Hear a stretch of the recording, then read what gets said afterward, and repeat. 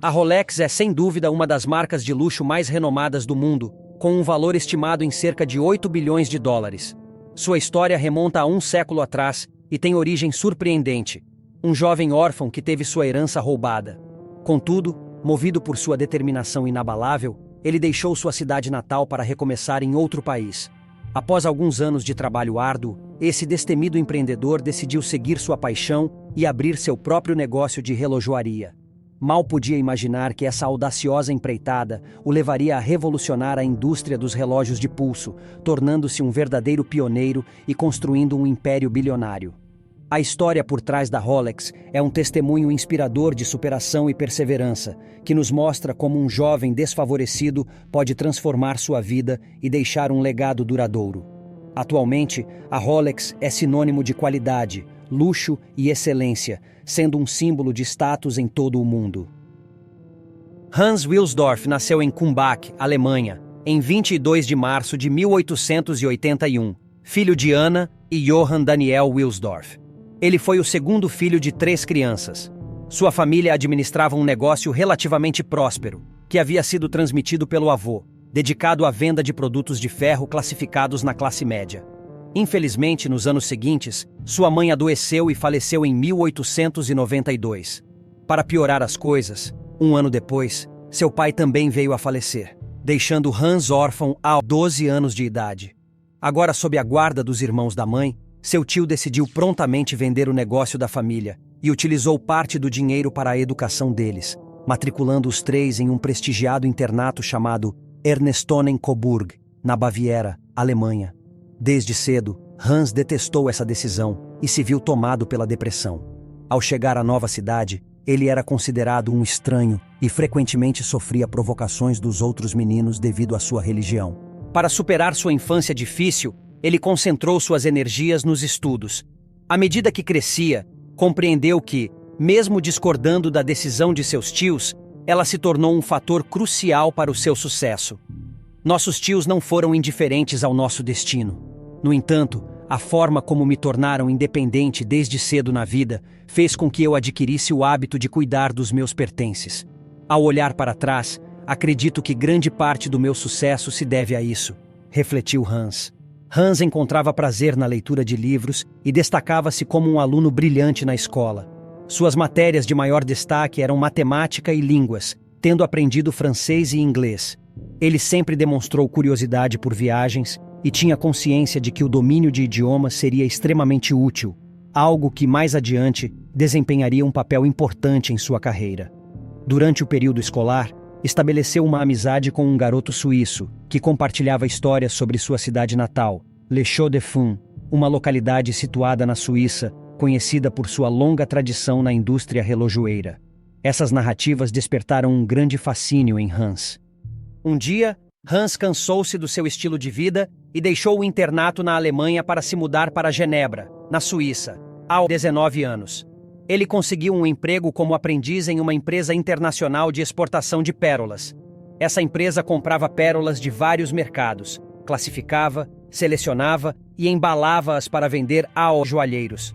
Hans percebeu que a empresa não estava realmente criando nada, mas ainda assim estava obtendo grandes lucros. Lá, ele se dedicou a aprender as táticas de negócio e estava ganhando um bom dinheiro para a sua idade. Um dia, Hans recebeu uma carta de seu amigo que lhe oferecia um emprego em uma empresa chamada Kuno Cortan. A Kuno Cortan era uma das maiores empresas de fabricação de relógios de alta qualidade na época e exportava cerca de 1 milhão de francos suíços em relógios de bolso a cada ano. Eles também produziam alguns de seus próprios relógios do zero. Essa empresa conhecida estava sediada em La Chaux-de-Fonds, o lugar onde ele sempre quis ir. Embora a empresa em que ele já estava trabalhando fosse mais vantajosa para ele, sua curiosidade pelo lugar e pelo negócio de relógios era mais forte. Portanto, em 1900, ele se mudou para La Chaux-de-Fonds para trabalhar nessa empresa. Ele foi contratado como correspondente em inglês e escriturário, graças à sua habilidade de escrever e ler inglês que ele aprendeu na escola, e recebia um salário mensal de 80 francos suíços. Ele também era responsável por dar corda em centenas de relógios de bolso todos os dias e verificar se estavam precisos. Ele adquiriu uma enorme compreensão da fabricação de relógios e obteve um grande conhecimento sobre como todos os tipos de relógios eram produzidos. No entanto, seu tempo lá foi interrompido. Ele teve que voltar para a Alemanha e servir no exército após apenas 2 anos na Kuno Cortan. Depois de cumprir o serviço militar aos 22 anos, ele se mudou para Londres, na Inglaterra, para trabalhar em outra empresa de relógios de alta qualidade. Lá, ele tinha uma posição de maior destaque e agora era responsável por aumentar as vendas da empresa. Durante os 2 anos em que ficou lá, ele conseguiu encontrar mais clientes para a empresa e aumentou as vendas ao longo do tempo. Nessa época, ele já estava pensando em construir seu próprio negócio de relógios e estava aprendendo tudo o que podia para aprimorar seu conhecimento para seu futuro empreendimento. Durante esses anos, ele também conheceu sua futura esposa, Florence Frances May Crotty, e eles se casaram pouco tempo depois. Um dia, Hans estava sentado do lado de fora com seu cunhado mais velho, Alfred James Davis, e conversavam sobre a vida e planos para o futuro. Hans disse a ele que se sentia confiante o suficiente para abrir seu próprio negócio de relógios, mas precisava de algum capital. Alfred tinha o dinheiro e sabia o quão apaixonado Hans era por relógios. Apesar de ser muito jovem, ele arriscou com o alemão e disse que o ajudaria em seu empreendimento empresarial e estava pronto para investir seu dinheiro. Eles apertaram as mãos juntos e em 1905 fundaram a Wilsdorf Davis Limited, que eventualmente se tornaria a Rolex alguns anos depois. Eles se associaram a uma empresa suíça de relógios chamada Hermann Egler, sediada na Suíça, e começaram a importar movimentos do país suíço para a Inglaterra, colocando-os em caixas de relógio. Eles também abriram um escritório em Viena, Suíça, para favorecer essa parceria. Logo depois, eles se especializaram na distribuição de relógios a preços acessíveis. Embora Hans fosse um amante de relógios, havia uma coisa importante que ele considerava desfavorável na indústria de relógios: os relógios de bolso. Naquela época, os relógios de pulso eram usados principalmente por mulheres como joias e eram desprezados por alguns devido à falta de precisão no tempo. Esses relógios eram muito menores do que os relógios de bolso e tinham movimentos menores que geralmente faziam o relógio adiantar ou atrasar devido a pequenos detalhes nos mecanismos. Essa era a principal razão pela qual os relógios de bolso eram mais populares na época e eram considerados masculinos por seu tamanho volumoso. Mas para Hans, eles eram principalmente inconvenientes de usar. Era um pouco incômodo para ele ter que colocar a mão no bolso para ver as horas, especialmente quando suas mãos estavam ocupadas. Até então, acreditava-se ser quase impossível criar o relógio de pulso perfeito que mostrasse consistentemente a hora exata e fosse de uso diário. Minha opinião pessoal é que os relógios de bolso quase desaparecerão e os relógios de pulso os substituirão definitivamente. Hans Wilsdorf, 1914. Hans previu que mais cedo ou mais tarde os relógios de pulso seriam a nova norma para todos, e estava totalmente comprometido em encontrar uma maneira de criar o relógio de pulso perfeito para isso. Ele passou os próximos anos viajando por muitos países da Europa e conhecendo inúmeros relojoeiros para discutir os pequenos detalhes dos relógios. Durante esses anos, ele começou a lançar seus próprios relógios de pulso, começando no mesmo ano em que fundou sua empresa. Um relógio após o outro, ele se dedicava a criar um relógio de pulso melhor, de alta qualidade e confiável para homens e mulheres, aplicando o que aprendeu com outros relojoeiros em sua jornada. Logo depois, sua empresa começou a ganhar destaque e, em 1908, era uma das principais empresas da indústria relojoeira na Inglaterra. Nessa época, Hans desejava mudar o nome de sua empresa para algo sofisticado, marcante e fácil de pronunciar, independentemente do idioma.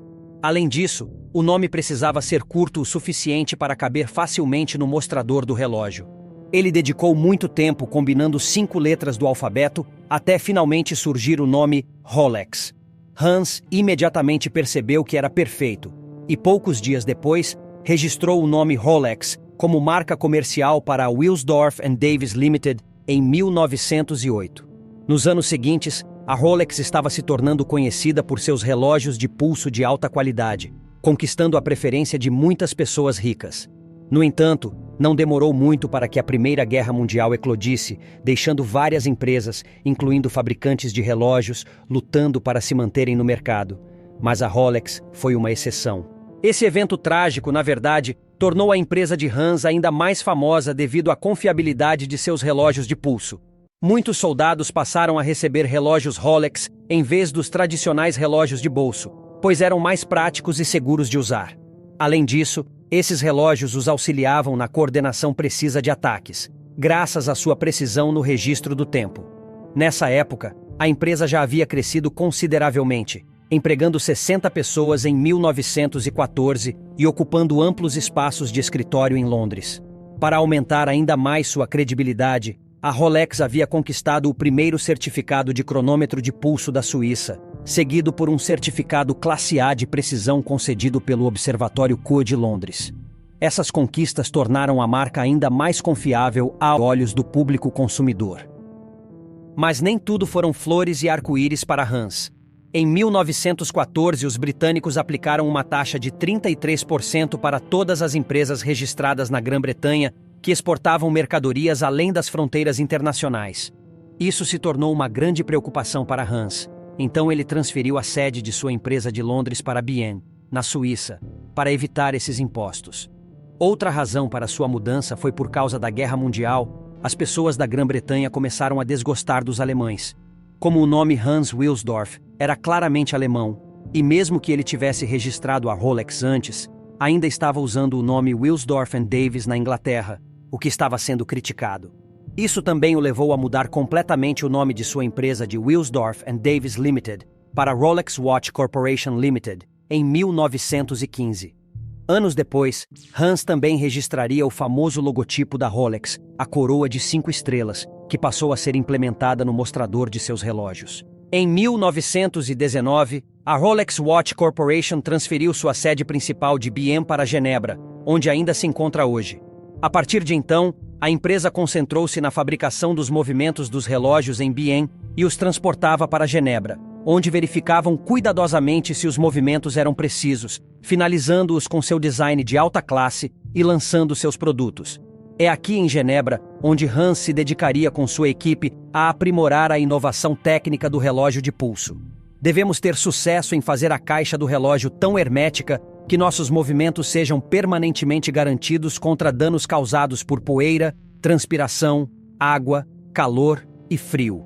Somente então a precisão perfeita do relógio Rolex será assegurada graças à paciência e determinação de seus criadores. Eventualmente, todo o esforço dedicado a ele foi recompensado de forma grandiosa. Em 1926, a Rolex lançou o seu novo modelo que revolucionaria a indústria de relógios, o Rolex Oyster, o primeiro relógio de pulso à prova d'água da história.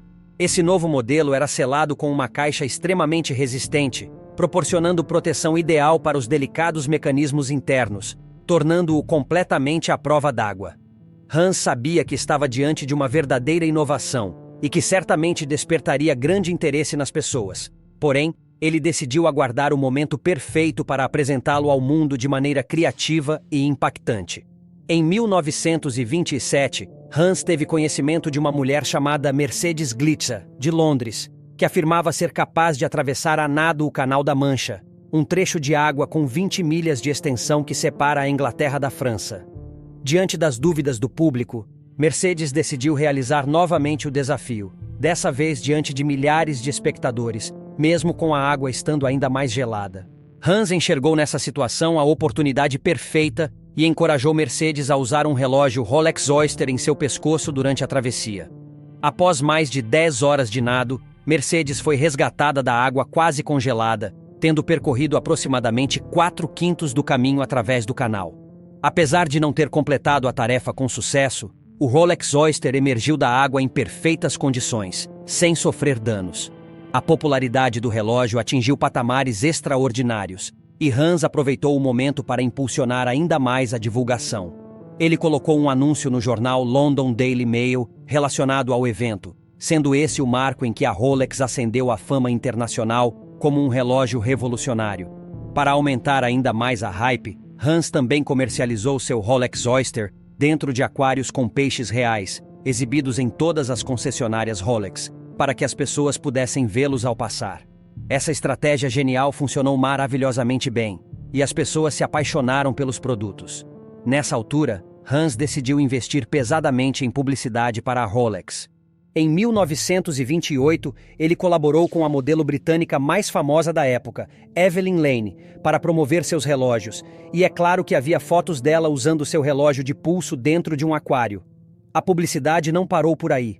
Em 1933, os relógios Rolex Oyster apareceram novamente no jornal, relacionados a um voo sobre o Monte Everest, no qual os membros da tripulação que usavam seus Rolexes ficaram muito satisfeitos em ver que, após o voo, seus relógios ainda estavam 100% funcionais.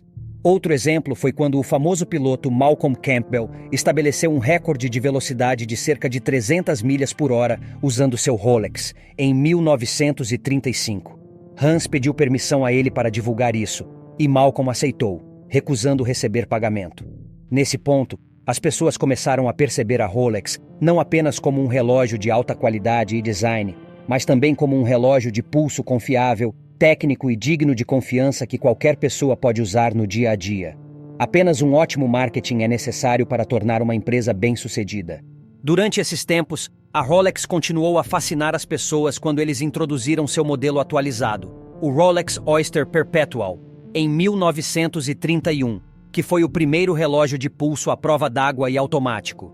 Seu modelo anterior, o Rolex Oyster, foi uma grande conquista, mas o desafio era que você ainda tinha que frequentemente dar corda manualmente ao relógio, o que tornava mais difícil devido ao seu estojo apertado. Era necessário desparafusar a coroa do Oyster, dar corda e, em seguida, rosqueá-la novamente. Criar este relógio automático era um sonho que as pessoas tentaram aperfeiçoar durante séculos, mas ninguém teve sucesso. De 1934 a 1940, Hans também produziu relógios de alta qualidade fora da empresa Rolex e os registrou em seu próprio nome, mas isso foi descontinuado devido ao ódio que os mercados francês, britânico e norte-americano tinham pela Alemanha. Hans estava frustrado com a situação, e para piorar sua má sorte, outra tragédia se seguiu. Sua esposa faleceu em 1944. Para homenagear sua esposa, ele estabeleceu a Fundação Wilsdorf, uma organização de caridade para causas sociais. Vale mencionar que pouco antes da morte de Hans, ele transferiu 100% da propriedade da Rolex para a Fundação Wilsdorf, que ainda é a proprietária e controla a Rolex até hoje. Portanto, a Rolex nunca abrirá o capital, nem será vendida, e nunca pagará impostos, pois essencialmente é uma instituição de caridade. Assim que a Segunda Guerra Mundial terminou, a Rolex começou a decolar e a ter um crescimento tremendo. Para se ter uma ideia, em 1946, a Rolex já havia vendido 50 mil cronômetros Rolex certificados, sendo que eles começaram a certificá-los há 20 anos. No ano seguinte, em 1947, suas vendas atingiram 100 mil cronômetros Rolex certificados, dobrando suas vendas das últimas 2 décadas em um único ano. Seu sucesso foi impulsionado pelo lançamento do novo modelo em 1945, o Rolex Datejust, o primeiro relógio de pulso automático à prova d'água a indicar a data do mês no mostrador. Isso foi seguido por outro modelo revolucionário quase 10 anos depois, o Rolex Day-Date, o primeiro relógio de pulso à prova d'água e automático a não apenas incluir a data do mês, mas também o dia da semana.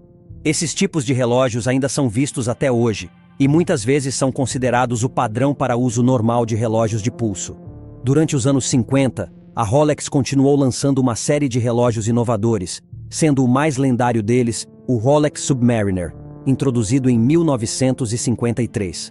Foi o primeiro relógio de pulso à prova d'água para mergulhos profundos, capaz de alcançar 100 metros de profundidade no oceano sem perder sua funcionalidade. Hans Wilsdorf faleceu em 1960. E após sua morte, a Rolex passou a se posicionar como a marca de luxo que é hoje. A empresa direcionou seu marketing para ser uma coleção exclusiva de relógios para pessoas da alta sociedade, o que funcionou muito bem. Outro fator a ser considerado é que, em 1985, a Rolex começou a fabricar seus relógios com aço 904L, um material muito resistente e caro, tornando-se o primeiro relógio a fazê-lo, o que é um dos motivos para seus preços elevados atualmente. A Rolex continua sendo a marca de relógios mais reconhecida do mundo. De um menino órfão que começou sem nada, Hans Wilsdorf seguiu seu próprio caminho e é responsável por transformar a indústria relojoeira no que conhecemos hoje. Sua paixão pelo design e pela inovação técnica o colocou na lista dos homens mais influentes do setor, e seu legado pode ser visto hoje em cada pessoa que use um Rolex.